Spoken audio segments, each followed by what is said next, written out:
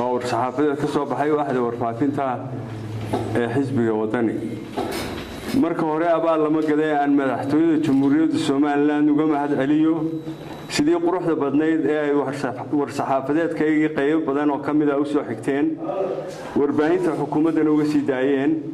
mar labaadka aan hambalyeeyo injineerka saawiyada saaray ee sida quruxda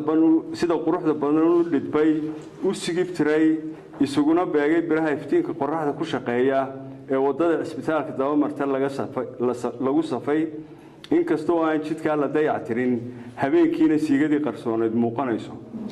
waxaan se garan waayay warshadan waran cadee ee biraha tamarta qorraxda iyo biraha tamarta qorraxda ee uu ku deeqay soo saartay iyo halka ay ku taal waxaan maqli jiray midna waa yaabkii annaguna waxaan maanta leenahay midna waa quusteed mid waa quus oo mudane Axmed Maxamuud Tiraanyo madaxiisa iyo minjiisa Ilaahay ha raajiye oo master ku sita dhaqaalaha 50 sanadoodna siyaasadda Soomaaliyeed ku soo jiray ayaa garan waayay curayaasha sicir bararka midna waa quusteedo ku xigeenkiisa Saylici iyo intii sicir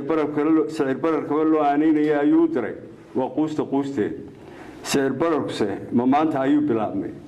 miyaanay ummadan tabaaraysan baryahaaba toostiisa la talaabsan lahayn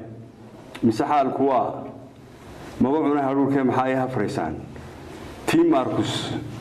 maasada isa suran ay ka warisay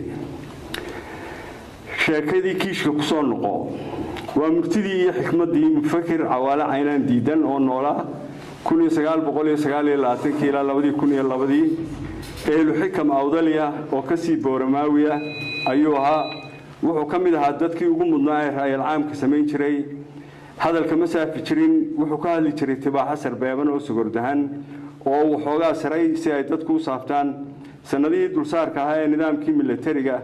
ayuu ka yaabay sicir bararkii dhacay iyo sidii ay noloshu ciriiriga u gashay baryahaas ayuu mufakir Cawaale Caynaan soo saaray aragtida kiishka wuxuu si sarbeeban u saray inuu jiro kiish weyn oo aan buuxsamayn oo afkiisu boorama Hargeysa Berbera ama magaalooyinkii gobolada waqooyi yaallo dabadiisuna xamartaal xukuumadda sidii gorayada madaxa ciidda gashanaysa waxaan u sheegaynaa inaanay wax kale jirin oo aan ahayn kiishkaas Cawaale sheegayay oo maanta dabadiisii London taalo oo goorta uu buuxsamaa dheer tahay dibna leedahay xukuumaddu haddii ay xal waara oo dhaba u doonayso arrinta sicir bararka kiishkaas ha soo duubto waxa ku jirana khasnada guud ha ku soo ariso miyaanu abwaankii timacada oranin sida nimankan wada dhoofayeen dhidibko ooleynin ama aanu dhalan bay arlada uga dhameysteen Soomaalinimadii waxay dhaafsadeen baan la dheegagay garay Soomaalinimadii leeysay laakiin waxa la siisto garan waayay anaguna waxaan leenahay Soomaalinimadii waxay dhaafsadeen waan la dheegagay